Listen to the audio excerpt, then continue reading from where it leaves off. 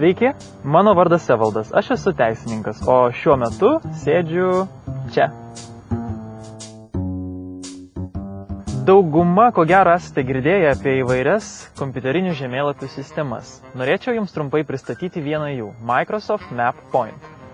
Programos galimybės išskirtinės, tad ji brangi. Tačiau išbandyti ir naudotis MapPoint nemokamai galėsite bet kurioje viešoje bibliotekoje. Tai bendras programos vaizdas. Joje įdiegtas detalus visos Europos žemėlapis. Čia galima pakeisti žemėlapio vaizdavimo tipą, nors dažniausiai pakanka gatvių ir kelių žemėlapio. Keisti žemėlapio stambumą galima šiais mygtukais.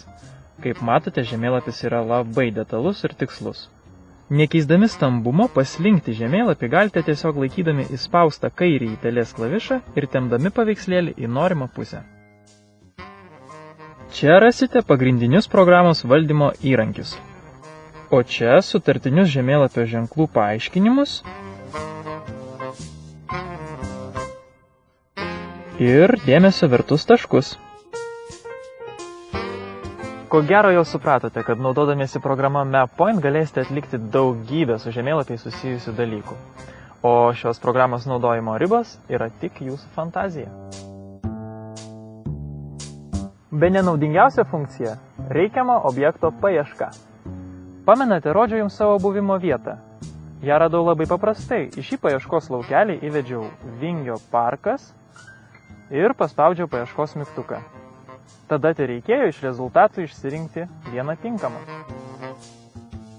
Štai ir matome Vingio parką vidutinio stambumo žemėlapyje, o priartinti ar atitolinti jau mokame.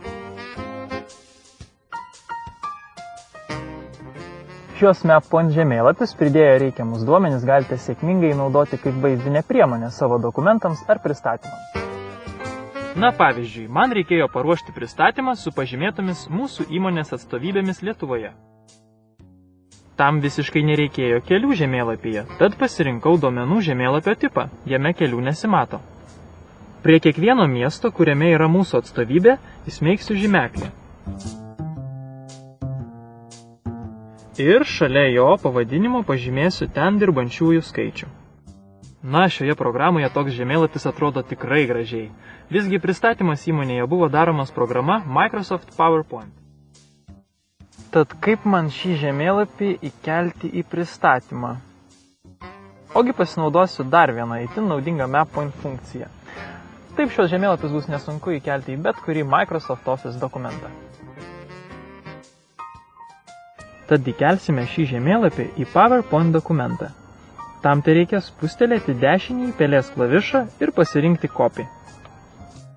Tada į reikiamą vietą įkelsime šį dokumentą. Kaip matote, nesuklydau, šios programos galimybės išties stebina. Jau turiu lėkti, tačiau dar parodysiu jums, kaip naudodamasi šitą programą suplanuosiu savo maršrutą. Maršruto planavimas gali sutaupyti marias laiko. Štai, pavyzdžiui, noriu iš Vingio parko nusigauti į Gedimino prospektą. Norėdamas rasti greičiausią kelią, Vingio parką pažymėsiu kaip kelionės pradžią. Susirandu reikiamą vietą ir pažymiu ją kaip kelionės pabaigą. Tada telieka programai nurodyti, kad jie apskaičiuotų trumpiausią maršrutą. Taigi, vadovaudamas šiais nurodymais, savo kelionės tikslą pasieksiu greitai ir neklaidžiodamas. Ko gero sutiksite, kad įprastam popieriniam žemėlapiui laikas keliauti į stalčių. Bet kurioje bibliotekoje galėsite naudotis programa MapPoint nemokamai.